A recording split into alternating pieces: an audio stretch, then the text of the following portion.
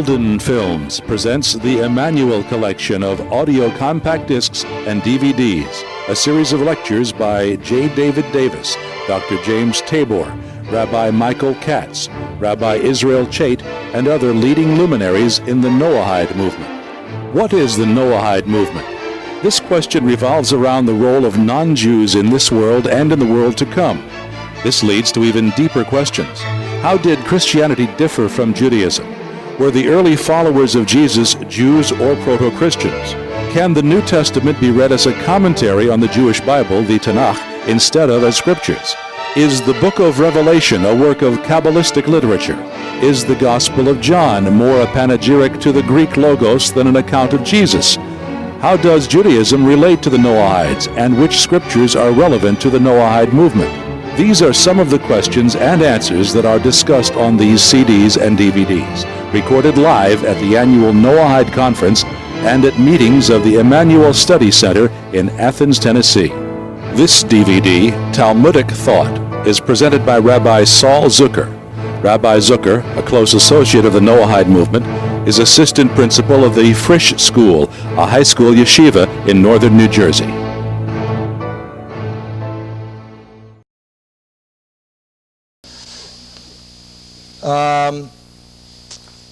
I'm going to be speaking a little bit about Talmudic method and Talmudic thought.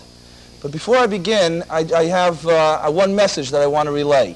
And that is, I've been hearing a number of times throughout the discussions here, as well as the discussions, the very fruitful and enjoyable discussions downstairs, the feeling of slight isolation. And I can well understand that.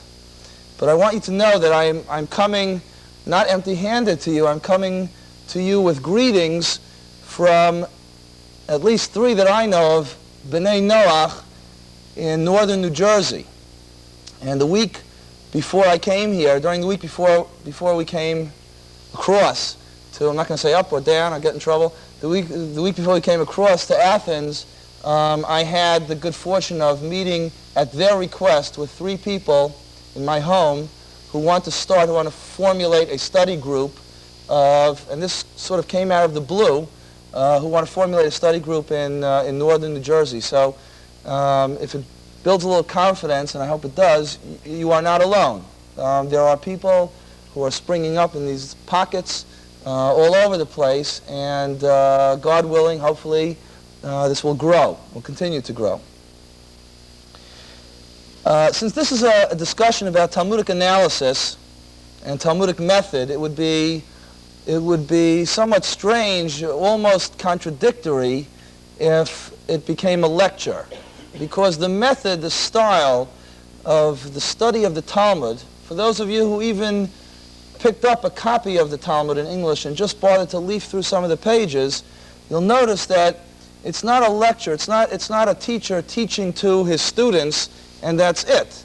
You'll notice that if you look through the Talmud, you won't find, I think, 4 lines of Talmud without one name, who a person makes a statement, and then a response, and then a question on the response, and then an answer to the question, and then maybe another question, and a proof adduced from this text, and then in further discussion, there's a tremendous dialogue. I imagine that the Beit Midrash, the study hall, the ancient study halls in Bavel, in Babylonia, and in Israel were probably no different from what I, as a student, was familiar with in the halls of Yeshiva B'nai Torah under the leadership of Rabbi Chait.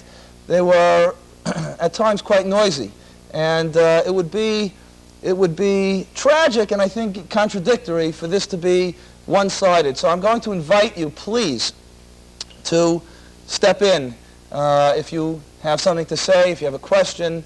I'll try to field the question, but it should not just be just a one-sided presentation. And the second thing that I'd like to mention is a caveat.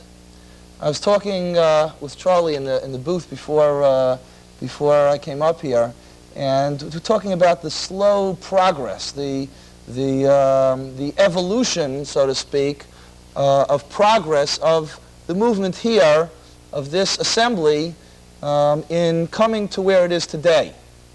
And as I was listening to it, I'm thinking to myself, how am I going to present an approach or an idea about Talmudic methodology in an hour and a half. I mean, it can't be done. Hillel, the elder, Hillel the wise, the great, was able to formulate the entire Torah in one sentence so that the Gentile could listen to it while standing on one foot. I can't do that. I'm going to try to, so this is my caveat, I'm going to try to present